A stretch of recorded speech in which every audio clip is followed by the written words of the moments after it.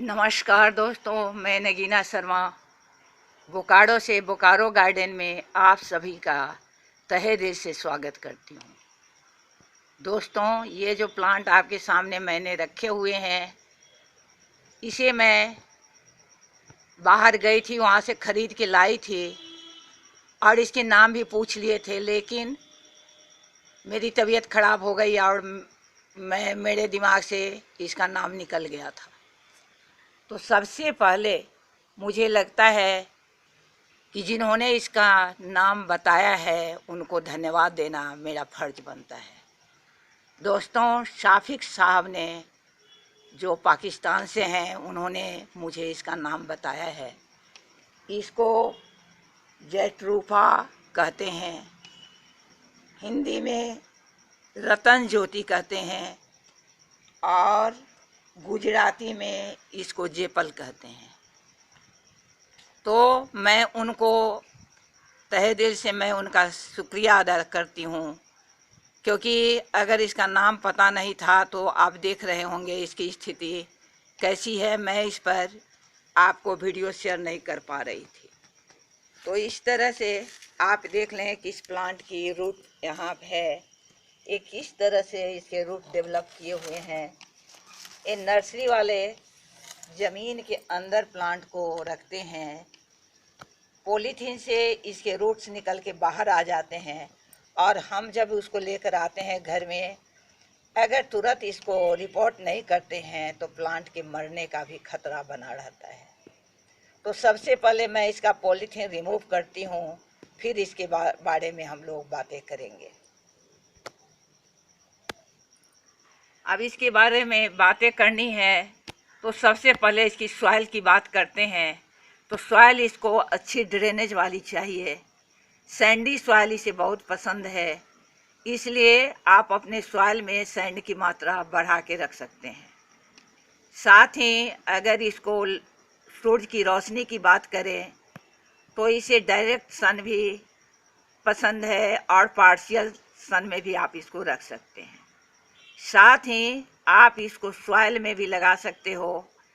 10 से 12 फीट तक इसकी ऊंचाई चली जाती है, लेकिन अगर पॉट में आपको लगानी हो तो आपको इसको समय समय पर काट छांट करते रहनी है, क्योंकि ये झाड़ी के जैसे बहुत ज़्यादा जल्दी बढ़ने वाला है और एक बार लगा दोगे तो ये कोई केयर नहीं खोजने वाला है। तो इसलिए इसे आपको काटते छांटते रहने पड़ेंगे, क्योंकि ये काफ़ी बढ़ जाएगा। तो इसकी अब वाटर की बात करें तो शुरू में जब आप लगाएंगे इसे तो 1 सप्ताह तक आपको रेगुलर इसको पानी देने हैं। इसके बाद आप 1 दिन बीच करके इसमें पानी दें और बाद में 2 सप्ताह के बाद केवल आप इसकी मिट्टी को चेक कर लें। अगर सूखी हुई दिख रही है तभी पानी दें, नहीं तो इसके पानी नहीं दें। इसमें फ्लावर्स की बात करते हैं तो इसमें दोनों तरह के फ्लावर्स आते हैं, मेल फीमेल दोनों फ्लावर इसमें निकलते हैं। इसके फ्लावर से कलर बनते हैं, इसके सीड्स से ऑयल बनते हैं, बहुत सारे मेडिसिन बनता है और इसमें बाद में जो फ्रूट लगता है उसी में इसका सीड होता है, जिससे भी आप इसको ग्रो कर सकते हैं। साथ ही आप फर्टिलाइज़र पड़ाते हैं तो फर्टिलाइज़र इसको बहुत ज़्यादा नहीं चाहिए, बल्कि यूँ कहो कि नहीं चाहिए। साधारण सी जैसी भी मिट्टी हो, इसका अपना मिट्टी का कोई ख़ास चॉइस नहीं है। ड्रेनेज अच्छी होनी चाहिए, लेकिन आप चाहे तो इसे समर में और स्प्रिंग में थोड़ी सी कंपोस्ट या काऊ डंग डाल दे सकते हो। इसकी खासियत ये है कि ये सालों भर फ्लावरिंग करते रहता है। तो मैंने इसको पॉलीथीन से निकाल लिया है और इस गमले में, पॉट में, जिसमें मैंने पहले से सॉइल भर रखी है, उसमें डाल दी है। अब इसके रूट बॉल को ज़्यादा कुछ मैं नहीं करने वाली, थोड़ी थोड़ी सी मिट्टी इसको हटा देती हूँ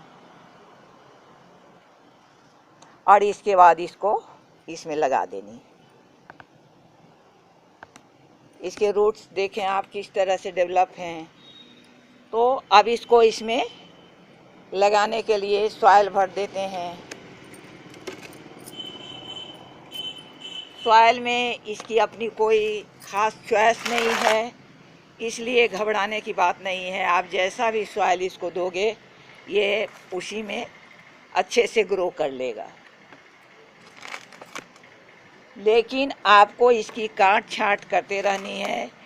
साथ में इसका काट छाँट करने का, प्रूनिंग करने का कोई ख़ास समय नहीं है, क्योंकि ये सालों भर फूल देता है। इसलिए आप जब भी चाहो, देखो कि इसकी लंबाई चौड़ाई बढ़ रही है, बहुत ज़्यादा हो गई है, तो आप इसको काट दे सकते हो।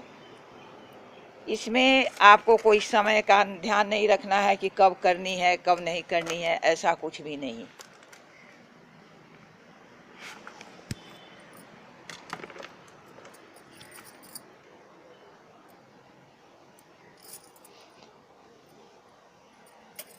सॉइल डालने के बाद बगल बगल से इसको हल्के हाथों से दबा देनी है और इसके बाद इसमें वाटर दे देने।